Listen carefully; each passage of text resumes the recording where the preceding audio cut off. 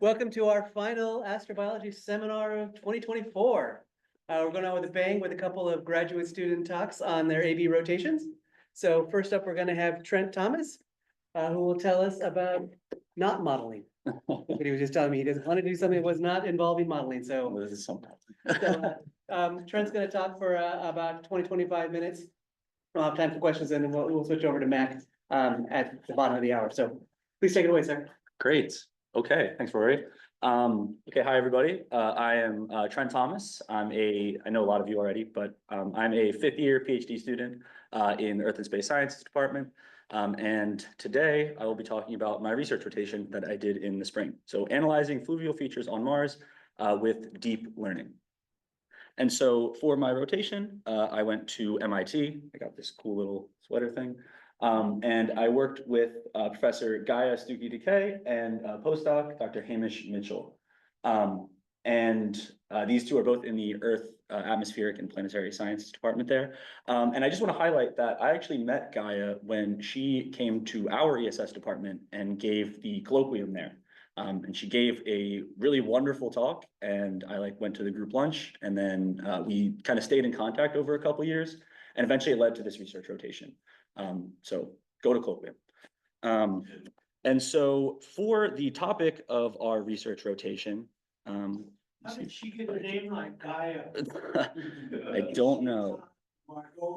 I don't know. Hold on, sorry, I want to get rid of this so we can see things.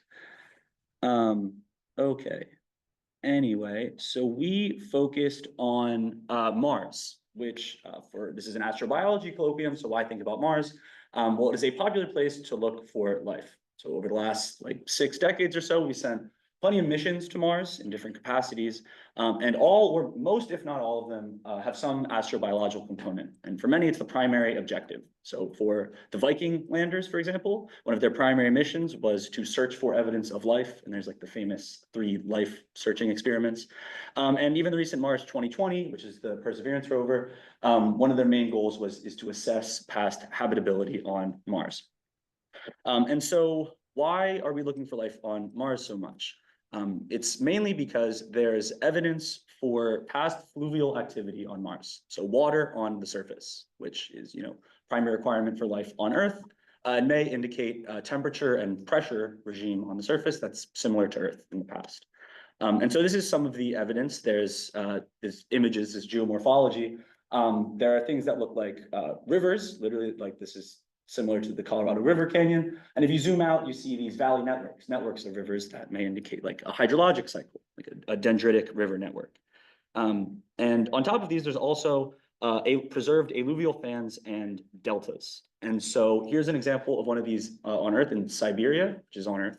And a river delta like this happens when a stream meets a large body of water, and the stream is moving fast and carrying lots of sediment. So it reaches a large body of water, slows down, dumps out all the sediment in a fan-like structure. And so we see these on Mars as well. And if the pictures aren't satisfying as evidence for you, we've also sent rovers, for example, to Jezero Crater, and we find minerals like carbonates and rocks and minerals like clays and carbonates that are a product of fluvial alteration. So pretty good evidence that there was water on ancient Mars.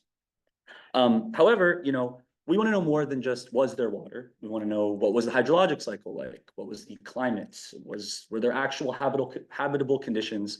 And the ultimate question, is there life, or was there life? And so we study these features to gain more information about the paleoclimate and paleohydrology. So I'm going to talk more about that. So specifically, these deltas and alluvial fans are really what we focused on in this project. And these things are all over Mars. So this is a map of Mars. It's weird black and white, like a topography map. But all those dots are different fan-shaped structures on Mars. And there's even more than just those dots. And according to this Morgan et al. 2022 database, there's over 1,500 fan-shaped sedimentary landforms on Mars. So this is a global thing. There's water creating these landforms all over Mars. And in this database, Morgan and others mapped all these fans in this kind of simple outline way, where they outline the fan, outline the catchment, and put a point for the apex, which the catchment meets the fan. And with these kind of simple outlines, you can make interesting paleoclimate inferences. Like, for example, they found that most of the fans orient north-south and are at topographic high points around craters, which they used to make inferences about like the type of runoff that created the fan.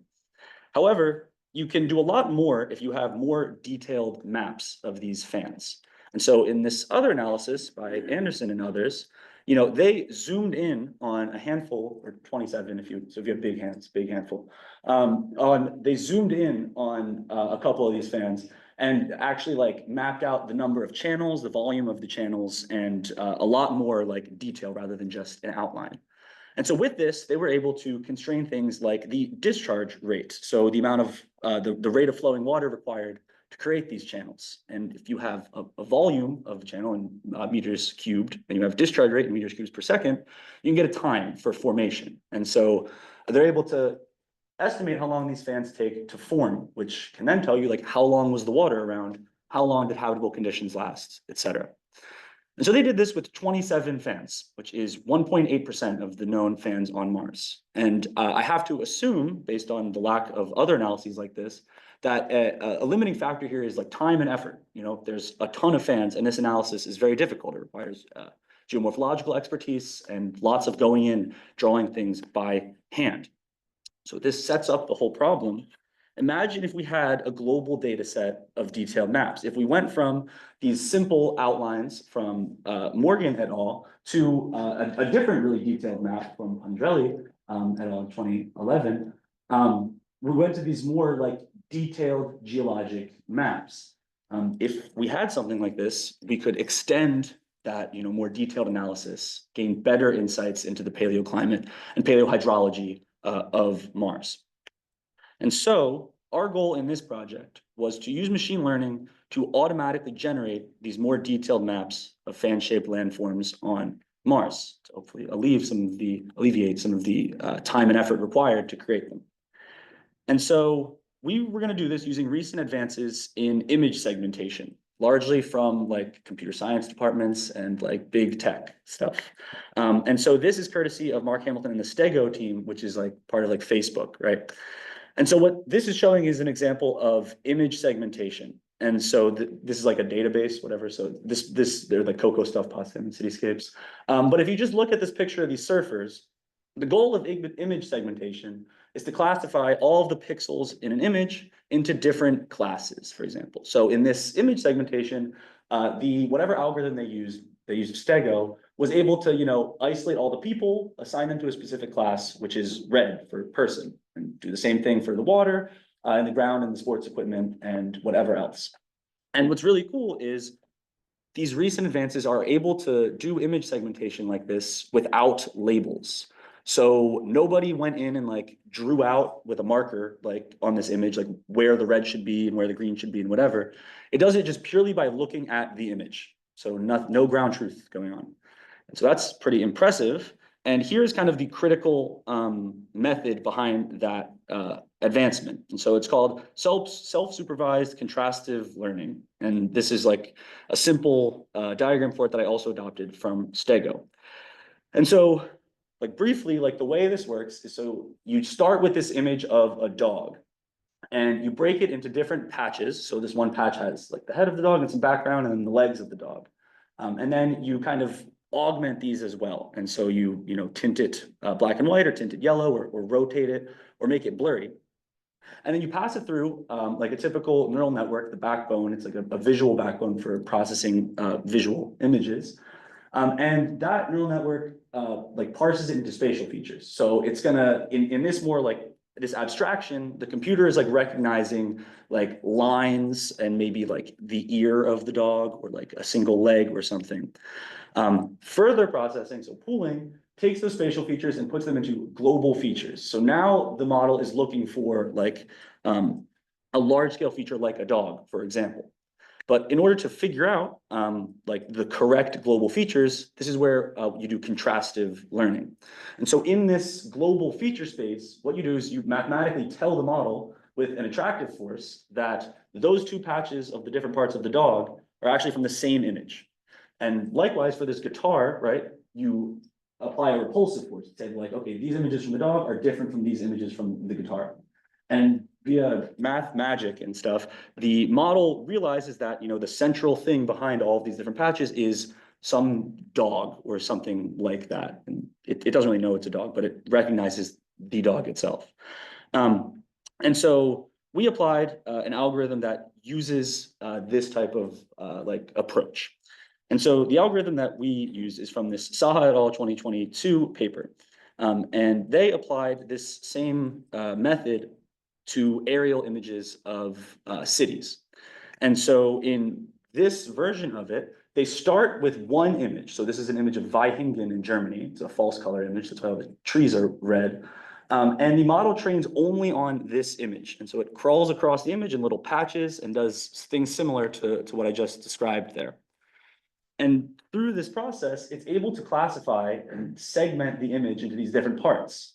And so this is the model prediction all the way on my right, and it never sees these labels in the middle. And so you can see it's actually doing a pretty good job. It's picking out the roads in white and the buildings in blue, and a lot of the trees. It's not perfect, but it does a pretty good job. So our idea was to apply this algorithm to the fans and deltas on Mars. And so here's kind of how we did that. So first, our target was this fan in Eberswald crater. It's pretty large, pretty detailed. It's one of the first ones you find if you Google fans on Mars, and it has lots of imagery taken of it. And so what we did is we isolated 12 different images of Eberswald crater. So these are all pictures of aligned pictures of like the same fan. And these span a variety of sources, and they show a variety of different like quantities. So for example, we have DEMs, digital elevation maps, slope maps calculated from those DEMs. We have like panchromatic images, grayscale images, infrared images, and then all these like HRSC ones are images at different angles of the fan. And so I just want to pause and just admire this because this took forever to do. The GIS is hard, and like cropping all these images from like terabyte data sets of global maps of Mars was a nightmare. But anyway, we have this training data now. And so what we want to do is combine these into different like multi-band images to use to train the deep learning algorithm. And so like to understand that, you think about an RGB image that is just 3 layers, red, green, and blue, and it's a 3-band image because we can see 3 colors.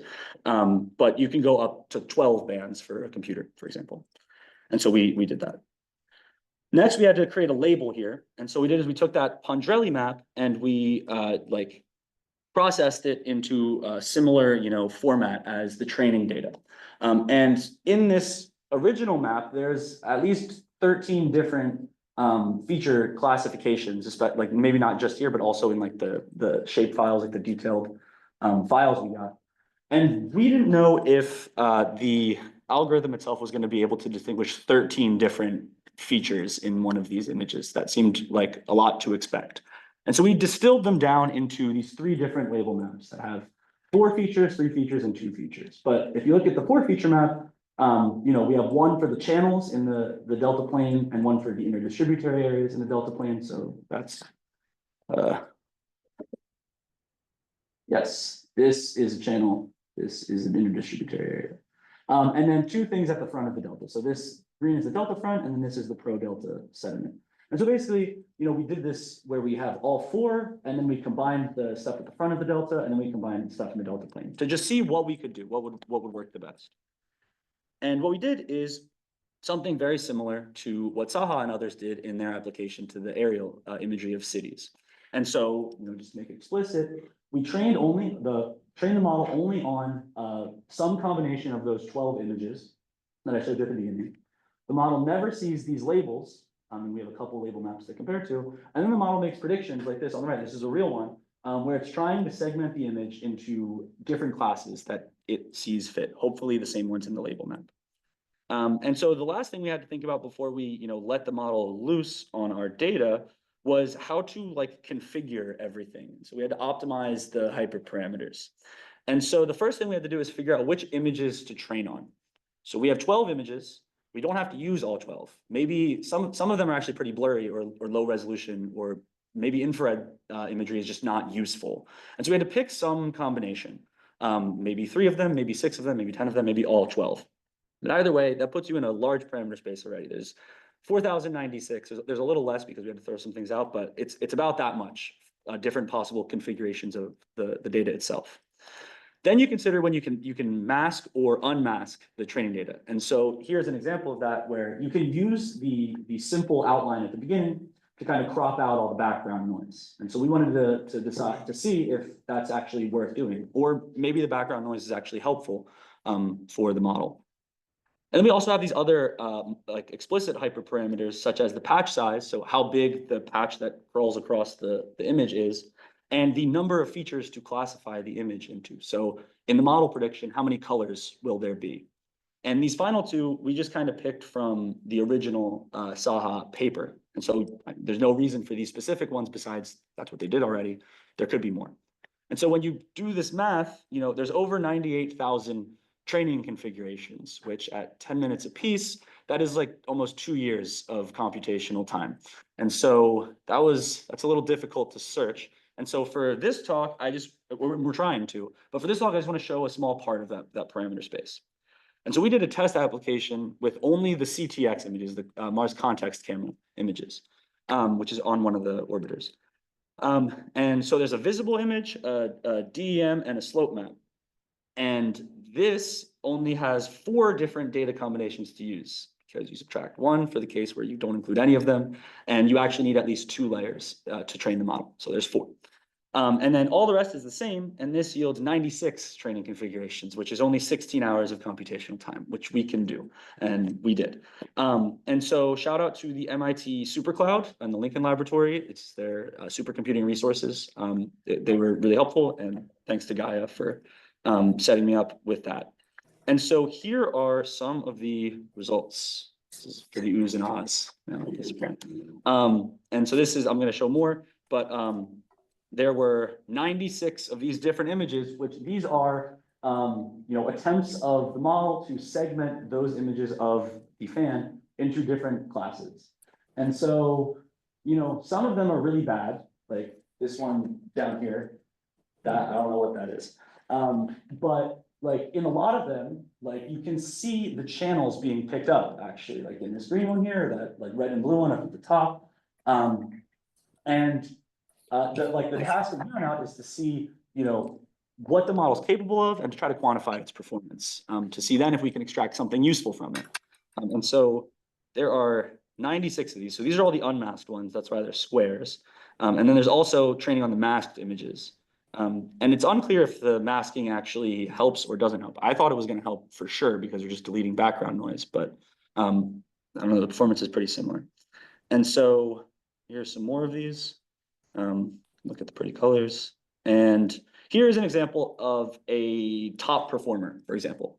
And so this model configuration was trained on just the grayscale image and the DEM. It was unmasked, so kind of a surprise. And it used a 448 pixel patch size, and it classified into 6 features. So there's 6 colors in that image. You can't really see them all. Some of them are like tiny yellow pixels. Or me. And so anyway, in this, you start from the model prediction, and these colors don't really match these colors. And so what you have to do is you have to do feature correspondence and figure out, how the model prediction maps onto the labels. And to do that, we just used a simple algorithm where we just calculated the overlap, essentially. And so we started from like the model prediction light blue on this one, and then, superimpose it on top of this label map and see which color it overlaps with the best. And in this case, it's the label yellow. And so then in the final map, the light blue over there becomes yellow. And you do that for all of them. So like the orange and the red in the model prediction become like this dark red, which is that dark red over there. And so when you do this, it actually looks pretty good. I think I'm pretty happy with that. So far, you can see it picks up the main channel in the middle, and the yellow is picking up a lot of the channels in general. And the dark red is doing a pretty decent job picking up a lot of the delta front deposits. And even the light blue is, because we're getting the channels with the yellow, that means we're excluding the rest of it with the light blue, and it's doing a decent job. And there's lots of things to improve on this. For example, the red is encroaching pretty far into the delta plane, and it doesn't pick up kind of the split at the top of the fan, or it's encroaching too far at the bottom. But so this is kind of the furthest we got so far in the analysis. We had 10 weeks, and so I thought we did a pretty good job.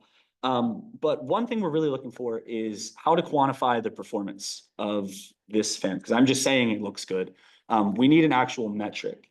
And so we used some of like the off-the-shelf like machine learning metrics, because this isn't the first time this problem has been approached in general. And so there's things like just the raw accuracy, the pixel by pixel accuracy, or some other like more aggregated metrics like the F1 score or the mean intersection over union. And the problem with those so far is that they don't really pass the eye test. Like our best F1 scores, you look at them and they're not actually like doing what you want them to do. It's just like you can get the best F1 score if you colored this whole thing in like light blue, for example. And so we are working on that now, and how to get a better metric and how to better like do the feature correspondences here. And so that is to say that our in progress and next steps are first to train the model using all 12 images. So I only showed you the 3 up there. And I did part of this when I was at MIT for the rotation, but I made a few mistakes, and I thought it would be better to just show this like nicely buttoned up example. But we do have lots of data from training on the larger data set. And then I also need to optimize the hyperparameters. So I described that earlier. But in order to optimize them, we need a better metric. And so also what we're working on. And then once we get the model actually like working well and predicting the classes, the next step is then to extract more physical insights. Like I said at the beginning, the goal of this is to, get morphometric quantities, like the amount of channels and the volume of the channels and things. So we have to relate to that. And then ideally apply this to the other fans on Mars. And so that is kind of where we're going next. We have a lot of work to do, but I'm very pleased with how far we got with this, because this hadn't really been attempted before. And this is our general goal. And so that's where I'll leave it as far as science content. But as always for research rotation talks, you have to show pictures. And so I had a lot of fun in Boston and in Cambridge. That's the group up there, me, Gaia, Hamish, and the graduate students. They have a pub in the middle of MIT, which is kind of cool. Saw the eclipse up in Maine. Went to a Red Sox game, went to the Isabella Stewart Gardner Museum, the original Cheers bar. The MIT Museum was awesome. That's a part of the Starshade, which was really inventive coronagraph for one of the space telescopes. And lots of friends and family came to visit, because I'm originally from the East Coast. And so it's a lot easier to get to Boston than Seattle. And also lots of Dunkin' Donuts, because you're in Boston.